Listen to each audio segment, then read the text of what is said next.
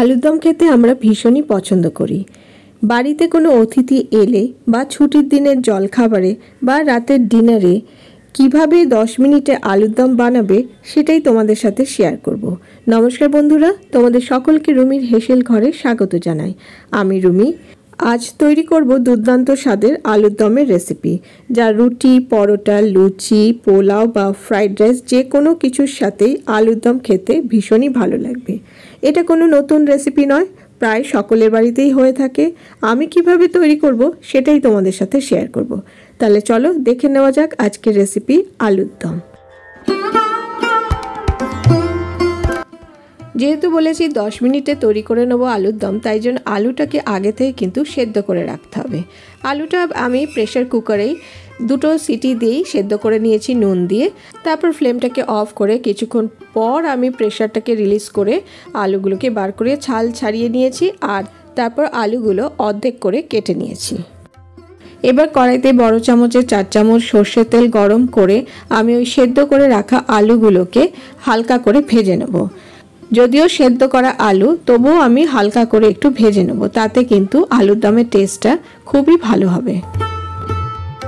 সবকটা সেদ্ধ করা আলু আমার দেওয়া হয়ে গেছে। এবারে হালকা করে একটু নাড়াচাড়া করে নিচ্ছি, আর ফ্লেমটা একটু হাইতেই রাখবো। এবার আলুর মধ্যে আমি দিয়ে দিচ্ছি 1/4 চামচ হলুদ গুঁড়ো আর 1/4 চামচ লাল লঙ্কা গুঁড়ো। হলুদ গুঁড়ো আর লাল লঙ্কা গুঁড়ো দিয়ে আমি ভালো করে মিশিয়ে নিচ্ছি। আমি কিন্তু নুন অ্যাড করিনি, যেহেতু আলু সেদ্ধর মধ্যে আমি নুন দিয়েছি, তাই ভাজার সময় নুন অ্যাড করলাম না। আলুগুলো খুব সুন্দর করে ভাজা হয়ে গেছে। এবার এক এক করে আমি তুলে আলাদা রেখে দিচ্ছি। এই আলুটা হলুদ গুঁড়ো আর লাল লঙ্কা গুঁড়ো দিয়ে ভাজা হয়েছে বলে তেলটাতেও একটা সুন্দর কালার কিন্তু এসে যায়।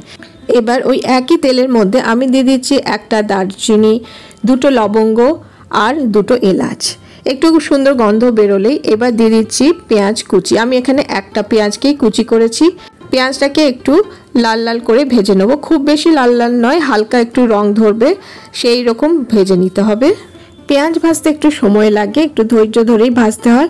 যদি মনে করো তাহলে একটু নুন দিয়ে দিলে পেঁয়াজটা কিন্তু তাড়াতাড়ি ভাজা হয়ে যায়। পেঁয়াজ আমার ভাজা হয়ে গেছে, ঠিক এই রকম রংটা আসবে। এইবারে আমি এর মধ্যে দিয়ে দিচ্ছি 1 চামচ গ্রেট করা আদা, আর দিয়ে দিচ্ছি 1টা টমেটো গ্রেট করে। আদা ও টমেটো একসাথে কষিয়ে নেব যতক্ষণ না আদা আর টমেটোর কাঁচা গন্ধটা চলে যায়। আদা আর টমেটোর কাঁচা গন্ধটা বেরিয়ে গেছে। এইবার এর মধ্যে দিয়ে দিচ্ছি 1/2 চামচ হলুদ গুঁড়ো, আর দিয়ে দিচ্ছি 1/2 চামচ জিরে গুঁড়ো আর 1/2 চামচ ধনে গুঁড়ো, আর দিয়ে দিচ্ছি ঝালের জন্য 1/2 চামচ লাল লঙ্কা গুঁড়ো। ঝালটা অবশ্য তোমাদের স্বাদ অনুযায়ী তোমরা দেবে।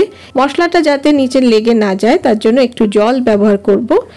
এবার মশলাটাকে খুব ভালো করে কষিয়ে নিতে হবে। বন্ধুরা, আমার চ্যানেলে আরও অনেক রেসিপি পেয়ে যাবে, নিচে ডেসক্রিপশন বক্সে আমি লিঙ্ক দিয়ে দেবো, তোমরা চেক করে নিতে পারো। আমি আরেকটু জল দিয়ে দিলাম। এবার দিয়ে দিচ্ছি পরিমাণ মতো নুন। নুনটা এবার ভালো করে মিশিয়ে নেব মশলার সাথে। মশলাটা খুব ভালো করে কষানো হয়ে গেছে, তেল ছেড়ে দিয়েছে। এবার আমি দিয়ে দিচ্ছি 1/2 বাটি গরম জল, খুব বেশি গরম নয়, হালকা গরম জল। আর এইবারে ভালো করে সব মিশিয়ে দিচ্ছি। 3-4 মিনিট পর জলটা ফুটে গেলে এর মধ্যে দিয়ে দিচ্ছি পরিমাণ মতন চিনি।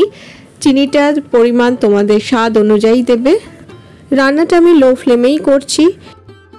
এবার এর মধ্যে দিয়ে দিচ্ছি 2 চা চামচ ফাটানো টক দই।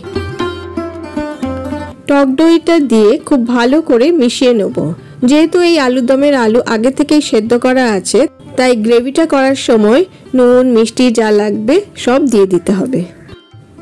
এইবার আগে থেকে ভেজে রাখা আলুর টুকরোগুলো আমি এই গ্রেভির মধ্যে দিয়ে দিলাম। এইবারে খুব ভালো করে আমি মিশিয়ে নেব গ্রেভির সাথে। এইবারে ফ্লেভারের জন্য দিয়ে দিচ্ছি 2টো কাঁচা লঙ্কা চিড়ে। এবার যে বাটিতে আমি দইটা ফেটিয়েছিলাম সেই বাটিতে একটু জল দিয়ে সেই জলটা আমি দিয়ে দিলাম এই আলুর দমের গ্রেভির মধ্যে। এইবার একটা সিক্রেট ভাজা মশলা দিয়ে দিচ্ছি, 1.5 চামচ আমি দিয়ে দিলাম। এই মশলাটা আমি আগের থেকেই গুঁড়িয়ে রেখে দিয়েছিলাম। এতে রয়েছে গোটা জিরে, গোটা ধনে, গোটা মৌরি আর সামান্য গোলমরিচ, ছোট এলাচ আর দারচিনি, লবঙ্গ এগুলি আগে থেকে একটু শুকনো খোলায় ভেজে নিয়ে ঠান্ডা করে মিক্সিতে গুঁড়িয়ে নিয়েছিলাম। এই মশলাটা যদি আগে থেকে তৈরি করে রাখো, যে কোনো তরকারিতে তোমরা ব্যবহার করতে পারো, তরকারির টেস্ট দ্বিগুণ বেড়ে যায়। ব্যাস তৈরি হয়ে গেল ঝটপট আলুর দমের রেসিপি। যেহেতু আলুটা আমি আগে থেকেই সেদ্ধ করে রেখে দিয়েছিলাম, তাই জন্য এই আলুর দমটা খুব তাড়াতাড়ি হয়ে যায়। এইবার এই আলুর দম আমি একটা সার্ভিং প্লেটে ঢেলে দেবো। তোমাদের কেমন লাগলো আজকের এই আলুর দমের রেসিপিটা আমাকে অবশ্যই একটা লাইক ও কমেন্ট করে জানিও। ভালো লাগলে বাড়িতে বানিও, আশা করি তোমাদের সকলেরই ভালো লাগবে। আমার চ্যানেলে নতুন বন্ধু হয়ে থাকলে সাবস্ক্রাইব করে নেওয়ার অনুরোধ রইল, আর পাশে থাকা বেল আইকনটাকে অবশ্যই প্রেস করে দেবে, যাতে পরবর্তীকালে আমি যখনই কোনো ভিডিও শেয়ার করব তার নোটিফিকেশন তোমাদের কাছে আগে পৌঁছে যাবে। আর আমার পুরনো বন্ধুদের জন্য রইল অনেক ভালোবাসা আমার পাশে থাকার জন্য। যারা ফেসবুক পেজ থেকে দেখছো তারা পেজটাকে ফলো করে দিও। ব্যাস আজকের মতো এই পর্যন্ত। আমি আবারও হাজির হয়ে যাব আমার হেসেল ঘরের খবর নিয়ে। তোমরা সবাই ভালো থেকো, সুস্থ থেকো। টাটা।